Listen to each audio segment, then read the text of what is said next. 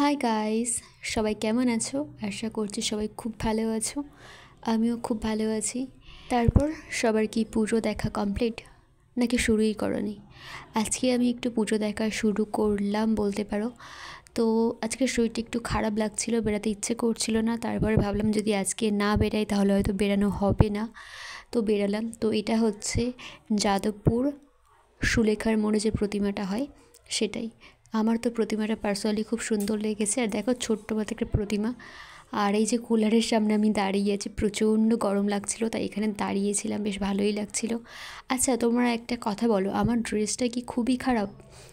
আমাকে একজন কমেন্ট করলো যে এরকম ড্রেস পরলে ছেলেরা নাকি মানে সেই ভাষাটা আমি মুখে আনতে পারছি না, তো সেটা করতে নাকি বাধ্য হবে।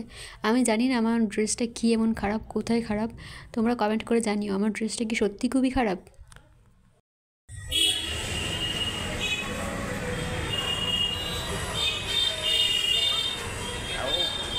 তেল তো আবার প্রেম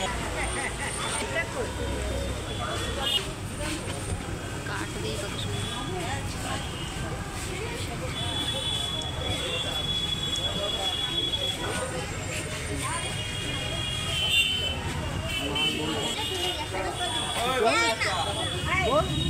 এটি হচ্ছে ত্রিকোণ পার্কের প্রতিমা।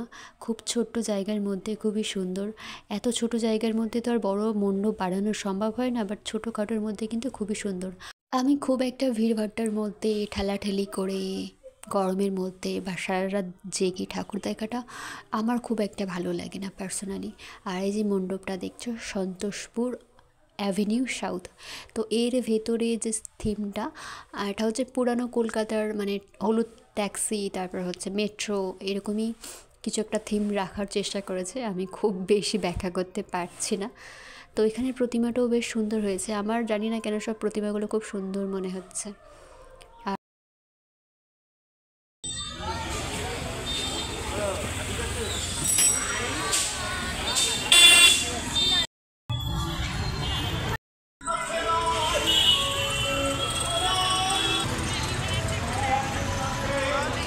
এখানের থিম হচ্ছে ভারতীয় সংবিধান।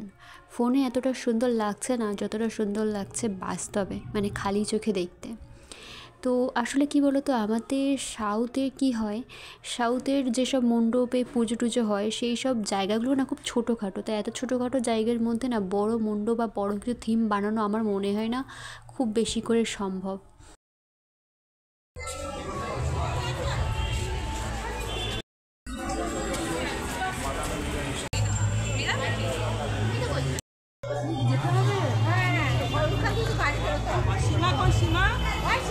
শিবা পরে কথা বলছে।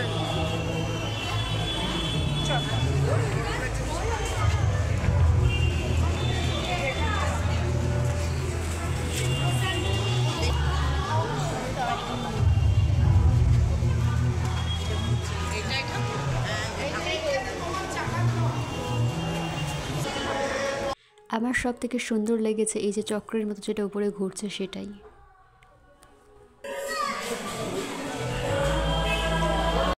আসুন, আপনিও ত্রিকোণ পার্ক নিজস্ব পুজো কমিটির মণ্ডপ দর্শন করুন এবং এখন যে তোমরা মণ্ডপটাকে দেখছো, এই মণ্ডপটা হচ্ছে গড়িয়াতে। খুবই সাধারণ এবং সুন্দর একটা মণ্ডপ। তো দেখতেই পাচ্ছ, মানে একদমই সেই গ্রাম বাংলার যেমন খড়ের ছাউনি দিয়ে ঘর বানানো হয়, মাটির দেওয়াল, সেই রকম একটা থিম রাখার চেষ্টা করেছে। এই মণ্ডপটি পুরোপুরি বাঁশ দিয়ে তৈরি। হ্যাঁ, সব মণ্ডপ বাঁশ দিয়ে তৈরি হয়, তবে এই মণ্ডপের কারুকার্যগুলি খুবই সুন্দর, খুবই নিখুঁত। দেখতেই পাচ্ছ। তো আজকে এখন বাজে রাত 10টা। এর থেকে বেশি রাত জেগে ঠাকুর দেখা আমার পক্ষে সম্ভব নয়। তো ওইটাই ছিল আমার শেষ ঠাকুর দেখা আজকের মতো। তো গুড নাইট, টাটা।